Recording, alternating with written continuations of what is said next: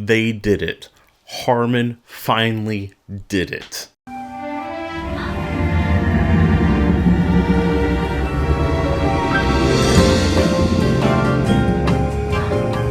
What's going on, guys? Bill Manning with Studio C41. I thought I was in retirement. I thought I was done with the whole YouTube bit and everything along those lines. But when Harmon reached out to me and said, "Hey, do you want to test out a new film?" I said, "Yeah, sure." I did Kentmere 100 and 400 last year in 120, and it was pretty cool and everything. But when I got the film back, I had no idea that it was going to be this. Oh! Alright, so you're wondering what the heck is Harman Phoenix ISO 200 color with a U film. Essentially, it is a 35 millimeter film that is made by Harman. So we need to back up a little bit and kind of explain what the difference is between Ilford and Harman. So essentially, Harman makes the film. Okay, so I wanted to pause here real quick and issue a correction because I was dead wrong on the relationship between Ilford and Harman and Ilford Imaging. Ilford Imaging owns the Ilford brand, and Harman Technology has a license to sell the black and white films, chemistries, and photographic paper under the Ilford name. Harman also makes the Kentmere products as well. The reason why Phoenix 200 is under the Harman photo name is because Harman does not have a license to sell color film under the Ilford brand. So, long story short, Ilford Color 400 is owned by Ilford Imaging, but it is not made by Harman Technology in any way. All right, now let's get back to this video.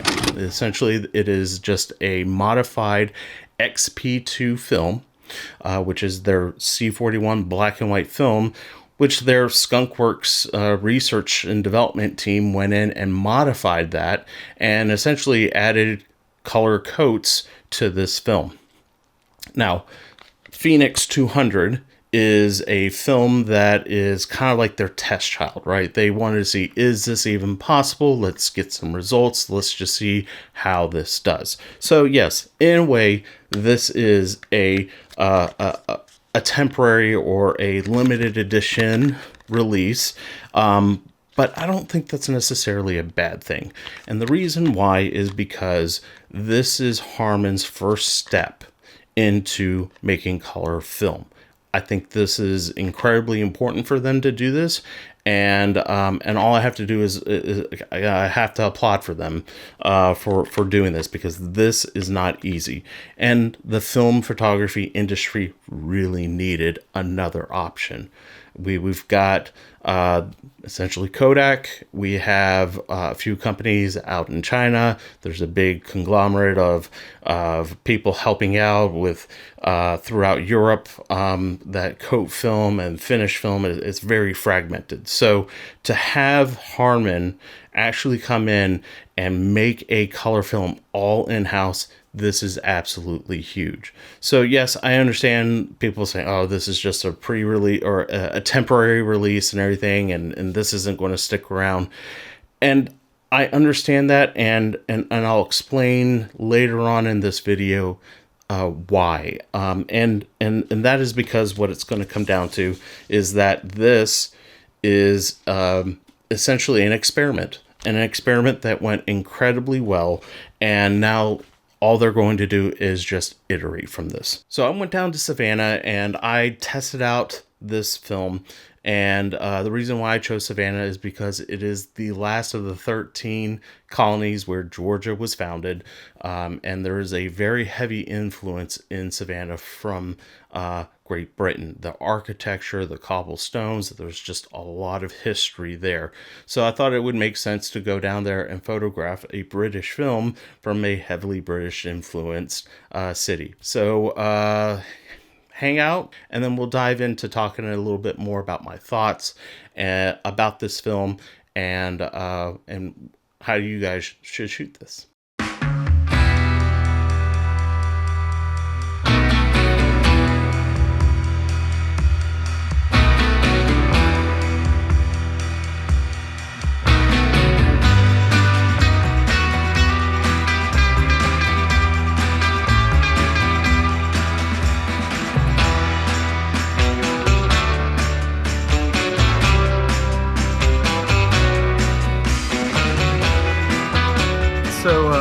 this color 200 film, I have no idea what it's going to look like.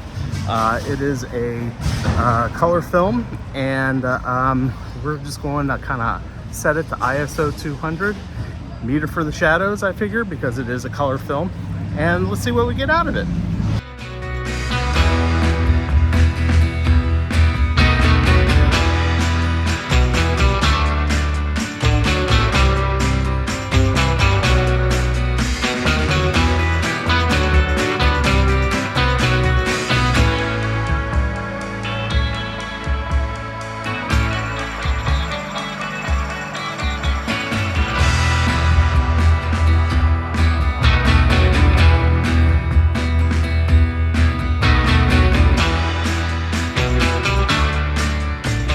So one of the interesting things about this film is I don't know how it's going to look.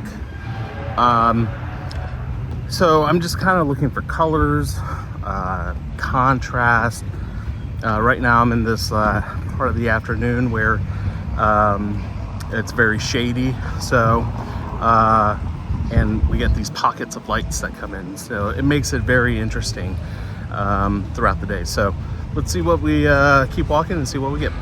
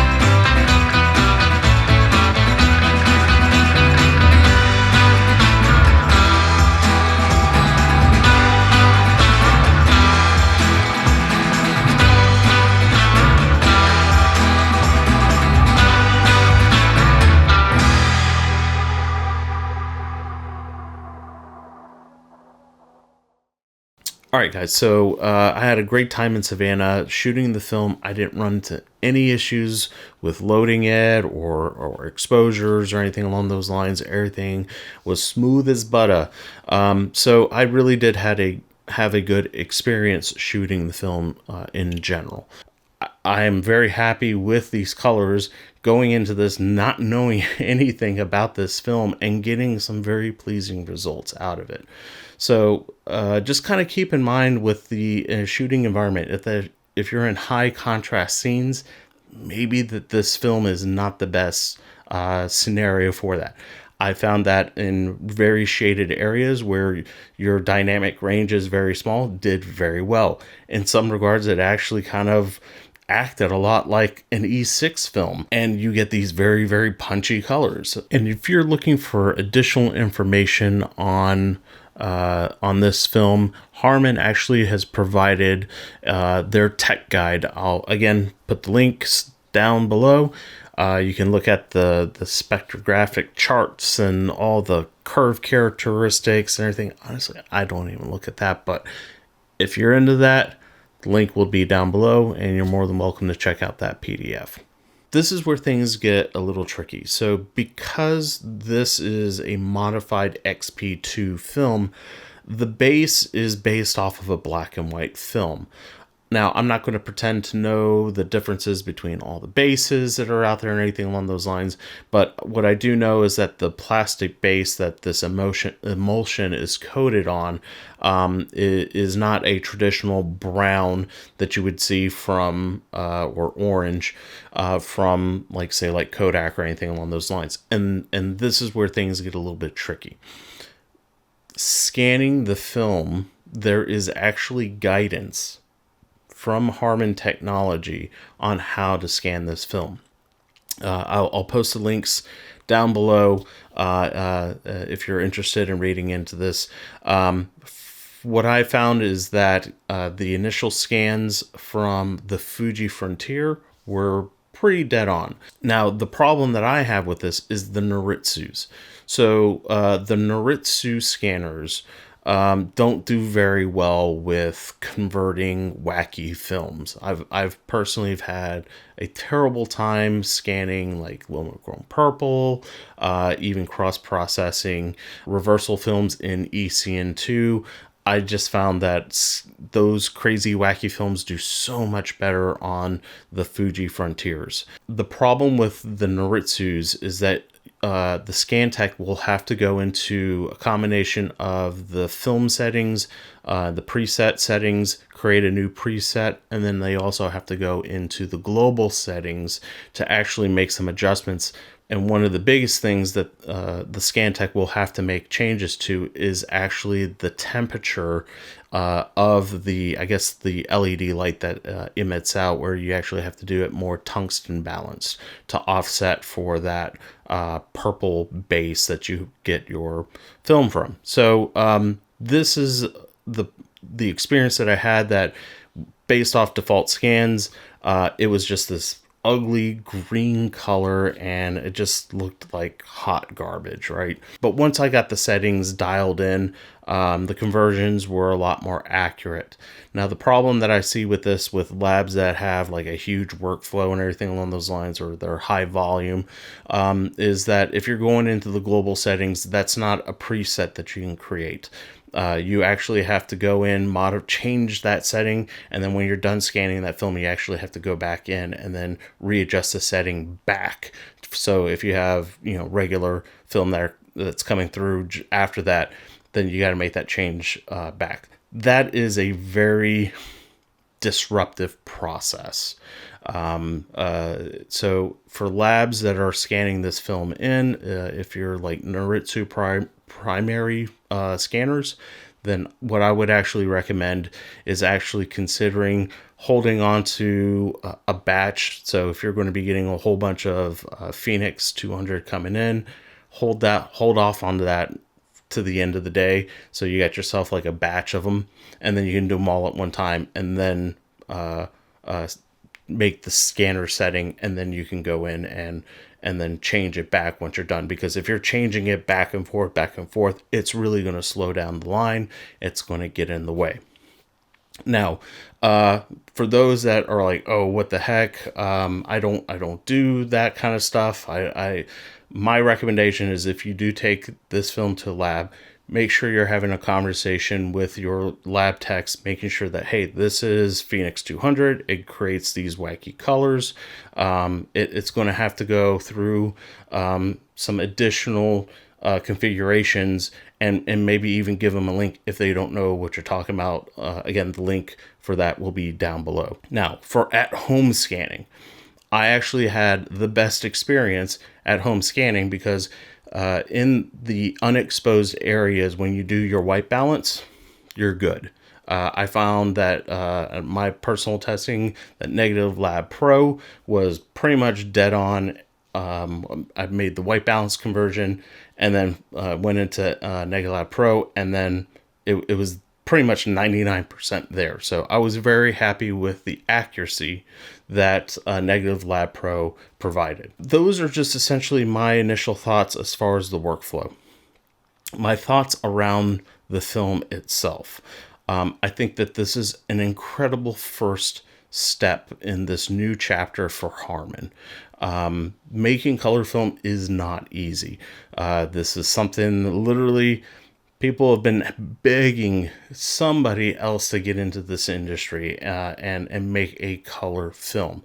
And we've had a lot of respoolers and a lot of reloaders and, repackaged and rebranded films and everything along those lines. And this is that first step with Harman doing that. So in your opinion, if you don't think that this is a winner, I totally get it and understand from that perspective, but also keep in mind that this is their first step into this, and it's just going to go up from there. my thoughts on this film is that it's not a perfect film. There's crazy halation. If you get into very bright areas, that hard edges are just going to get that red glow that we often see in cinestill film. You don't have a very good dynamic range. Your shadows drop off very, very quickly, and then you have to do these extra steps for converting, for labs, and it's just extra work essentially in that regards. But the result that we get out of it is incredibly good. Big congratulations to Harmon.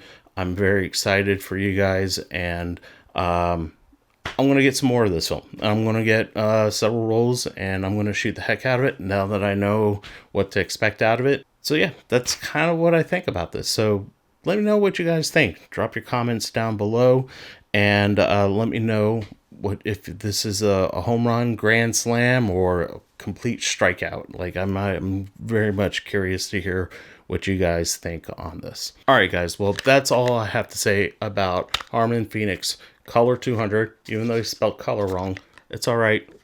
We'll get through this, right? But anyway, thank you, Harmon, for giving me the opportunity to shoot this. I really wanted to tell the whole world that I've had this film, and it is very exciting. And I'm very appreciative of the opportunity that you guys gave. You poured your hearts and souls into this, and I just have to say congratulations. This is an incredible first step for you all, and I cannot wait to see what other films you guys come up with next. All right, guys. Well, that kind of wraps it up with this video. I hope you all enjoyed it. And I'm going to be a little honest with you. I haven't done the last video I did. It's like almost 2 years ago, and I kind of miss it. And I might get back into doing videos like this again. So let me know what you guys think. And yeah, shoot some film. Dang it. Alright, how does this thing work again? God, I forgot. What's going on, Bill? What's going on, Bill? To say about Harmon Photo.